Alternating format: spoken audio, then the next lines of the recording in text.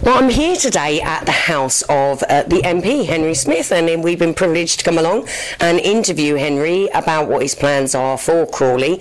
Henry's been MP now since May, 10 months, and we'd like to talk to him about what's gone on since that time. So I'd like to introduce you to Henry Smith. Hello, Henry, how are you? Good evening, nice to see you. Nice to see you too. Thank you very much for the invite. Thank you very much. It's a pleasure. Now, you've been MP, like you said, for 10 months now. It's been a long 10 months and it's quite hard work, isn't it? Tell us a little bit about how you feel about being the MP at the moment and what it entails for you. Well, it is hard work. It's a huge privilege to be the MP for Crawley, and it's really interesting. The sort of things you deal with covers all aspects of life, and what I try to do is obviously help the people of Crawley as far as I can, and particularly those people who come to me with issues or problems that they have. So it really is an honour, really is a privilege, but it is hard work. I mean, certainly Mondays through to Wednesdays I'm not usually home back in Crawley until almost midnight, but it's really worthwhile, so I'm very much enjoying it, and I'm trying to do my best. Yeah, I'm sure you are, and I think that Crawley is obviously noticing that as well. You have a family, a lovely family. Jennifer is your wife, and you have two wonderful children as well, so juggling from being a family man and the MP of Crawley must be quite a hard thing at the moment. Well, they're lovely most of the time, but not all the time. they have their moments. That's most but most of the time they're lovely. And it's been a bit of an adjustment. My 5-year-old, he was a little bit upset at first because even though I had lots of evening meetings before I was elected to Parliament, I used to try and get home and do the sort of the bedtime routine, and I can't do that now because I'm stuck up in Westminster till quite late at night. So, he found that a bit of an adjustment, but the good thing is I get to take them to school in the morning, most mornings, so it sort of swings and roundabouts, so they've adjusted, and I couldn't do what I do without the support of Jen and the children, so I'm very appreciative of that. It's quite important, isn't it? I mean, at the end of the day, people have got to realise and notice that you are just a human being, you're a gentleman, and you're a family man at the same time, and juggling all of what you've got to do can be quite hard. A lot of us work hard and have to juggle at the same time, but it's a bit of a juggling game with time for family and work at the same time. Now you're on Facebook as well, and I'm absolutely adoring your tweets at the moment. Obviously, we don't do politics on our Crawley Happy Times, but I love the way that you're keeping in touch with the people of Crawley through your Facebook posts as well. And I do believe that MPs have just been given permission to Twitter as well. Are you considering that? Well, it's kind of the thing with Facebook and Twitter is it's a bit like the old, days of video recorders. Was it Betamax or VHS or when Sky got going, between Sky and what was it, BSB, the square aerial or the dish. So I've sort of chosen Facebook, and I suppose I might consider Twitter as well, but one's enough at the moment for me. But I think it's really important to be able to update people on almost sort of the day-to-day things that people wouldn't necessarily in the past have known about. So, what might seem like silly little things that I think might be interesting for people. So I post up there, and I think it's really important to a lot of the time stay away from the party politics, because I think a lot of people are switched off by that, and I hope people just get an insight into what I do on their behalf through some of the things I post up. So I hope it's of interest, but it's just my sort of observations, the way things are. So yeah, no, I love it. I like Facebook because obviously it's more of a target market. Yeah. Facebook's more of a target market, whereas Twitter's quite worldwide and very out there, isn't it? I mean, you could be talking to anybody and everybody, whereas with Facebook, the people that have wanted and elected to be your friend on Facebook have because they want to be, and then you're targeting the people that are interested in what you have to say rather than just putting it out there and to anybody, I suppose. Yeah, I mean, Facebook seems to me to have more of a sort of friends and family feel to it, and so I just prefer that. So nothing against Twitter, it's just I've happened to sort of gravitated towards Facebook, so we'll see. I mean, if you're Robbie Savage, with 32,000 followers on Facebook, it'd be a little bit different. nor us. We strive. Right, you were the leader of West Sussex County Council before you became, so you're used to working hard, I can see that. And what are your aspirations for Crawley itself and maybe the development side? What would you really love to see? When I was leader of West Sussex County Council, which seems an age ago now, but when I did that, I was really pleased to, for example, get new schools for Crawley, like Oriel High School and the rebuilding of Byfield Community College and Thomas Bennett, and also getting a new library for the centre of Crawley was important, and also the new civic recycling site at Metcalfe Way was another thing I was pleased to achieve. I think being an MP is quite different from being the leader of a council. You no longer have really any executive responsibility or the ability to sort of make those sort of things happen. But what I'm looking to do is, first of all, I think bringing health services back to Crawley is really important because we're the natural population centre, so that's one thing I'm looking to do. I really want to have a university presence in Crawley, and that's really coming along well at Central Sussex College, to be able to have people be able to do university courses from Crawley and link those with real jobs from some of the really first-class companies that exist in Crawley. That's really important as well. And the other thing is just to ensure Crawley's economy bounces back as quickly as possible. We're really lucky in Crawley with some of the companies that we have here. I want Crawley to be a really sort of vibrant economic area, so there are lots of jobs here, and already it's been designated what they call a local enterprise partnership area, so that's really encouraging. So it's those, in a nutshell, it's those sort of three things: healthcare, further higher education, and the economy and jobs that I think are the most important things for Crawley. But obviously Crawley is a very diverse and vibrant place, and there are tons of other things going on, and that's what makes it really interesting to represent. It is an interesting town, and it has so much opportunity there, what with Gatwick on our doorstep. I mean, we really should be an absolutely vibrant tourist attraction in a sense. Personally, I would like to see more attractions here, ice skate rink maybe, which I think is quite popular with the people of Crawley, and some other things maybe, to attract people here as well. You also hit on the university side. Now, I love that idea. Crawley Happy Times loves that idea. We personally feel that a university in Crawley would push the level of education. I'm not saying the level of education is rubbish in Crawley, because it is far from that, as we know. But I do believe it would bring a further higher education into Crawley, and then could also push more companies to come our way to be able to take advantage of the people that then qualify from the university. I would like to address that a little bit more and say, will the people of Crawley be getting first dibs on this university? Because I do remember going to a meeting a few years back about the university side of things, being up Peace Pottage at the time. That was the prospected base of it.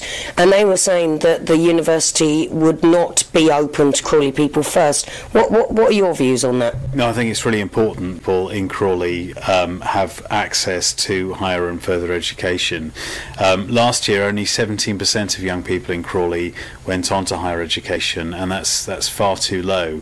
And I know young people in Crawley can aspire to so much more than that. So it's really important, the idea of having a university presence here in Crawley, which I'm really confident will happen, and happen probably by the end of 2011 actually, will be there to make it access for Crawley young people a lot easier.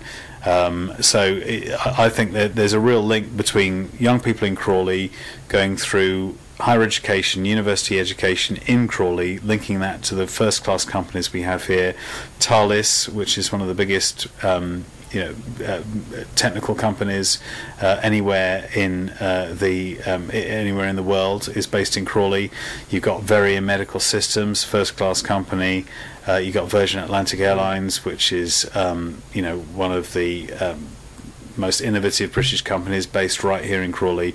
We need to link, all within a few miles, all of this is, we need to link the young people who live in Crawley through to the higher education that can exist here in Crawley through to those first-class companies. Yeah. I think it's really doable, but it really is important for young people in Crawley, because we've got the employers here. We just have to make sure that young people in Crawley have the skills. Yeah. So that's why this is really important. And while you're mentioning about Crawley being a tourist destination, I think that's really important as well. I love the idea of an ice rink. I'd love to see that. Yeah.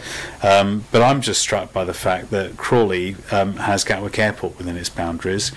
It's the second gateway for people entering this country, and rather than people just rushing on up to London, we need to attract more people to do things here in Crawley, and that's really important as well.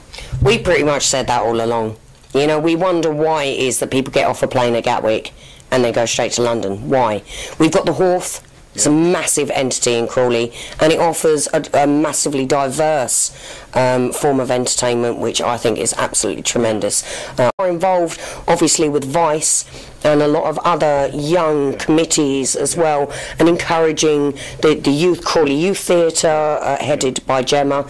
Absolutely amazing. You know, they support so many different groups. They do, and what's really important for the future of the Horth is that it is able to continue to provide those sorts of community performing arts and theatre productions, and I know there's some question marks over the future of the Horth, but one of the things that I think the Borough Council who run the Horth need to bear in mind is that whoever runs it in the future, then it needs to be done by a community trust, which will allow these sorts of community events to continue and go forward, because it's great to have you know, commercially popular things on at the Horth, but what's really important as well is to have productions there that would never be able to afford somewhere like the Horth, but able to access that. So I'm really confident that that's going to be able to go forward in the future, and I think that's really important. I.e. the Crawley Festival, the Mela,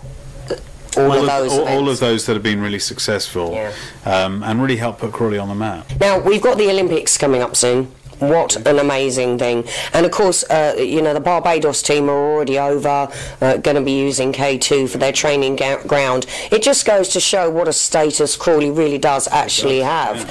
Liverpool Football Club have come down to use our football pitch. You know, at the end of the day, Crawley hasn't quite been put on the map, but it should have, shouldn't it? I mean, we've got people that are now looking at Crawley for the place to be, to train, to play. Shouldn't we be on the map a little bit more? No, I think Crawley should be on the map a lot more. It certainly deserves to be more on the map than perhaps it is. And one of the things that's been really good for Crawley recently is obviously the recent Crawley Town success. You know, playing Manchester United and doing really well. That's been really important.